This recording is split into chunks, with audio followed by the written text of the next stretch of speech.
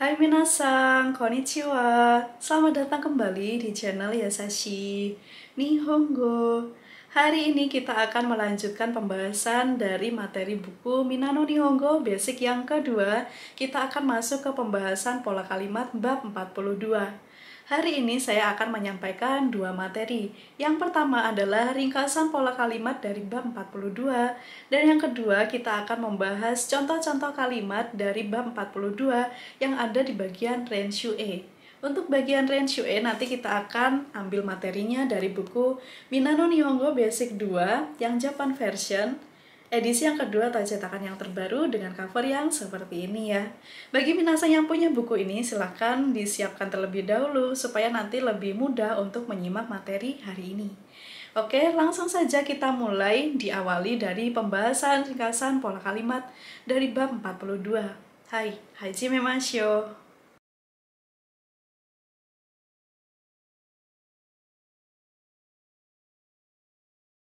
Di dalam bab 42 kita hanya belajar dua pola kalimat saja.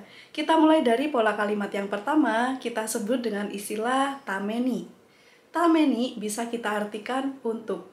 Detail untuk di sini berisi tentang tujuan. Misalkan, saya menabung untuk pergi ke Jepang. Atau, saya bekerja untuk keluarga.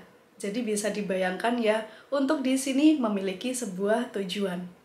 Untuk penggabungannya, sebelum tameni ini hanya bisa digabungkan oleh dua jenis kata saja. Yang pertama, kita bisa gabungkan dengan kata kerja bentuk kamus. Kata kerja bentuk kamus ditambahkan tameni. Yang kedua, kita bisa menggabungkannya dengan kata benda.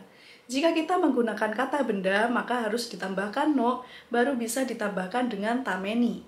Untuk struktur kalimatnya, di sini harus diawali dengan tujuan, frasa kalimat yang berisi tujuan, diikuti tameni, baru diikuti dengan upaya yang kita lakukan supaya tujuan tersebut bisa tercapai. Kita coba buat kalimatnya ya. Tadi saya sudah menyebutkan dua kalimat di awal, yaitu saya menabung untuk pergi ke Jepang. Kita perhatikan di sini tujuannya adalah pergi ke Jepang, yaitu Nihon e ikimasu. Bagian ikimas harus kita ubah menjadi bentuk kamus, supaya bisa digabungkan dengan tameni. Ikimas jadi iku. Setelah itu ditambahkan tameni, lalu kita tambahkan upaya yang kita lakukan. Upaya yang kita lakukan adalah menabung, maka kita bisa gunakan kata kerja choking shimasu. Sekarang kita rangkai kalimatnya dari awal. Nihon e iku tameni choking shimasu. Kita coba satu kali lagi ya. Tadi sudah saya sebutkan kalimatnya di awal. Saya bekerja untuk keluarga. Tujuannya adalah untuk keluarga. Kita menggunakan kata keluarga, ini adalah kata benda. Kazoku. Ditambahkan no, baru diikuti dengan tameni. Lalu ditutup dengan upaya yang dilakukan. Upaya yang dilakukan adalah bekerja. Hatarakimasu. Sekarang kita rangkai kalimatnya dari awal. Kazoku no tameni hatarakimasu. Sekarang kita coba lihat contoh-contoh kalimat yang ada di bagian Renshu E dari bab 42 yang berkaitan dengan penggunaan pola kalimat tameni. Kita gunakan buku ini ya, di halaman Hyaku Yonju Peiji, halaman 140. Untuk Renshu E Ichiban, diawali dari kalimat Ie o kau tameni isshokenmei hatarakimasu. Kita lihat di sini tujuannya adalah ieo kau tameni, untuk membeli rumah. Upaya yang dilakukan adalah isshokenmei hatarakimasu, bekerja dengan sungguh-sungguh. Bekerja dengan sungguh-sungguh untuk membeli rumah. Untuk bagian kau ini berasal dari kata kerja bentuk mas, kaimas, termasuk dalam kata kerja kelompok 1 dengan arti membeli. Kalimat berikutnya. Kaisha o tsukuru tameni isshokenmei hatarakimasu. Kalimat ini bisa kita artikan dari paling belakang menuju ke bagian depan atau ke sebelah kiri sampai habis. Maka bisa kita artikan bekerja sungguh-sungguh untuk membuat perusahaan. Sebelum tameni di sini ada kalimat tujuan kaisha o tsukuru, membuat perusahaan. Untuk bagian tsukuru ini berasal dari kata kerja bentuk mas, tsukurimasu, dengan arti membuat, termasuk dalam kata kerja kelompok 1. Kalimat berikutnya, Shorai no tameni isshokenmei hatarakimasu. Bekerja sungguh-sungguh untuk masa depan. Di sini tameni digabungkan dengan kata benda, yaitu shorai. Setelah shorai harus diikuti dengan partikel no, baru bisa diikuti dengan tameni. Kalimat yang terakhir, kazoku no tameni isshokenmei hatarakimasu. Bekerja dengan sungguh-sungguh untuk keluarga. Keluarga atau kazoku ini merupakan kata benda, jadi diikuti no, baru diikuti tameni, dan ditutup dengan upaya yang dilakukan.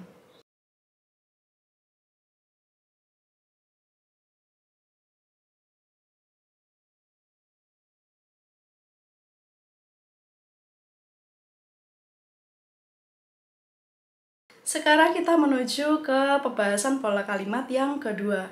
Pola kalimat yang kedua di sini artinya juga sama dengan tameni, yaitu untuk.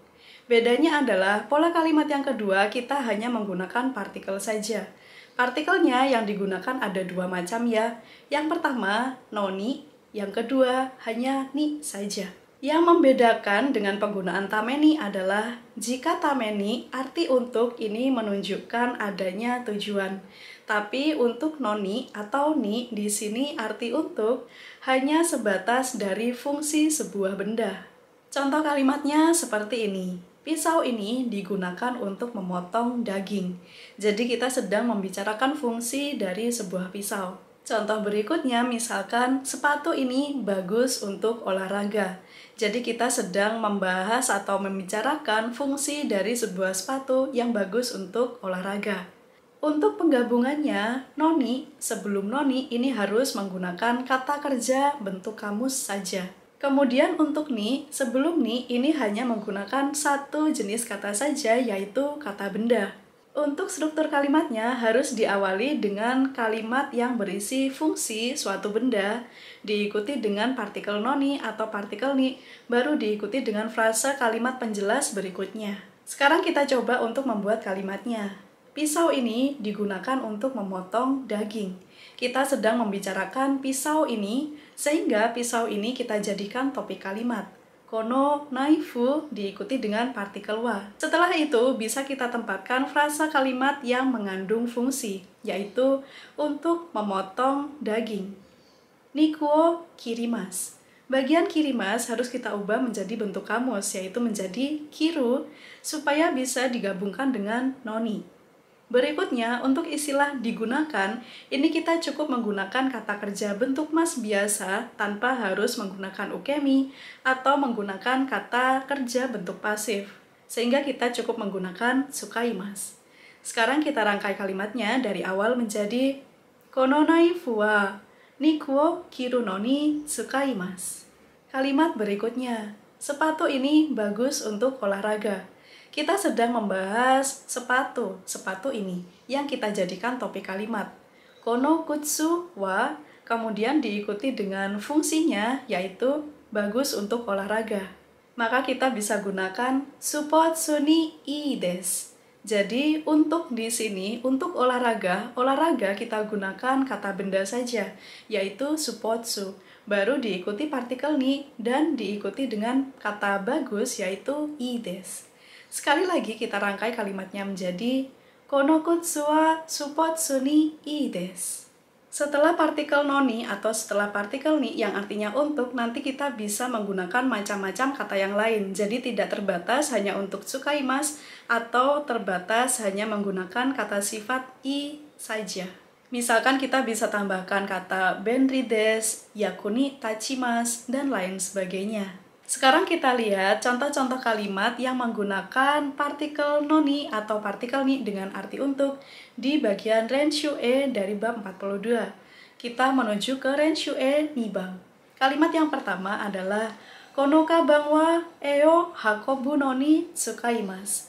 Kalimat ini bisa kita artikan tas ini digunakan untuk mengangkut lukisan. Kita perhatikan sebelum noni di sini menggunakan kata kerja hakobu. Hakobu memiliki arti mengangkut atau membawa. Hakobu berasal dari kata kerja bentuk mas, hakobimas, termasuk dalam kata kerja kelompok 1. Kalimat berikutnya, kono kabang wa shucho ni tsukaimasu. Tas ini digunakan untuk pergi dinas. Sebelum ni di sini menggunakan kata benda shucho. Jika minasang ingin menggunakan kata kerja sebetulnya juga bisa ya, yaitu shucho suru no ni tsukaimasu. Yang manapun bisa digunakan. Kalimat berikutnya. Kono kabang wa pasokon o ireru no ni ii desu. Tas ini bagus untuk memasukkan laptop. Sebelum noni di sini menggunakan kata kerja ireru, memasukkan. Berasal dari kata kerja bentuk mas, iremas, termasuk dalam kata kerja kelompok yang kedua. Contoh berikutnya, kono kabang wa ryoko ni ii desu. Tas ini bagus untuk traveling. Traveling di sini menggunakan kata benda saja ya, yaitu ryoko. Sehingga bisa digabungkan dengan partikel ni dan ditutup dengan kata sifat ii desu.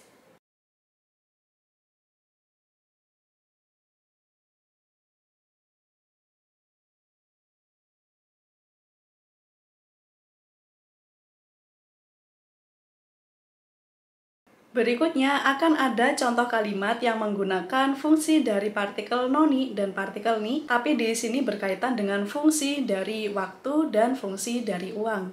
Kita lihat renshue sangbang. Renshue nomor 3. Kita lihat kalimat yang pertama. Ie o tateru noni 2000 en kakarimasu. Kalimat ini bisa kita artikan akan makan 200 juta yen untuk mendirikan rumah. Untuk kakarimas di sini bisa kita artikan makan biaya, menghabiskan biaya, memerlukan biaya. Nanti berkaitan dengan biaya dan waktu ya. Contoh kalimat berikutnya ini yang berkaitan dengan waktu. Hikoshi ni futsuka kakarimasu. Akan makan waktu 2 hari untuk pindahan.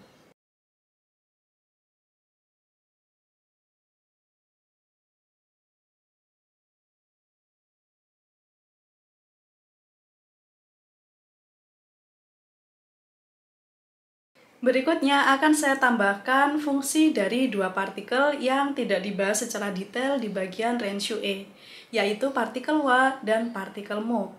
Untuk partikel wa dan partikel mo ini nanti akan terkait dengan penggunaan waktu dan penggunaan biaya. Untuk partikel wa bisa kita artikan minimal. Kemudian untuk partikel mo bisa kita artikan hingga atau sampai.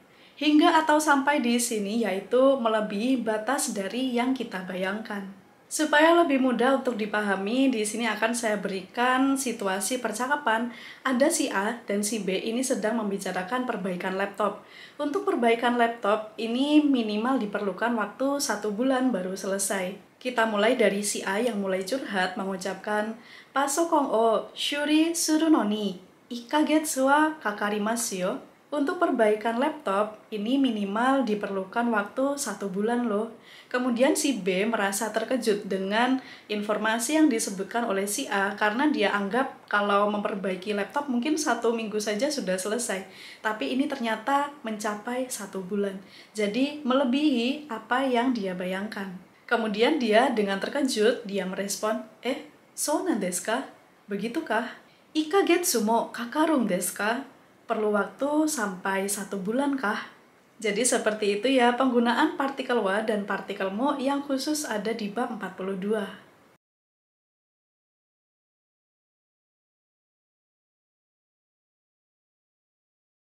Hai minasan, kyou no benkyou wa mo owarimashita. Otsukaresama deshita. Belajar hari ini telah selesai, terima kasih atas kerja kerasnya, dan terima kasih atas waktunya telah diluangkan untuk belajar bersama di channel Yasashi Nihongo.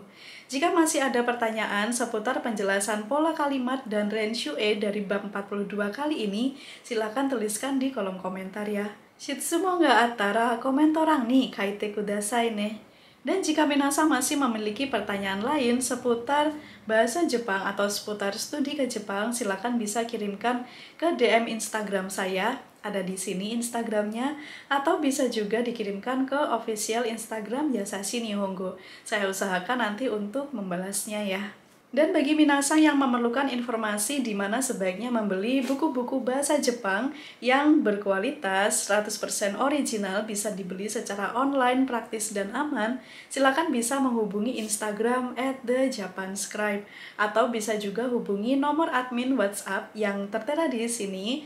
Nanti minasang bisa konsultasi tentang buku mana yang sebaiknya dibeli yang sesuai dengan kebutuhan saat ini, supaya nanti tidak salah beli ya. Oke, minasang, sekian dulu untuk materi kita hari ini. Mite kurete domo arigatou gozaimashita.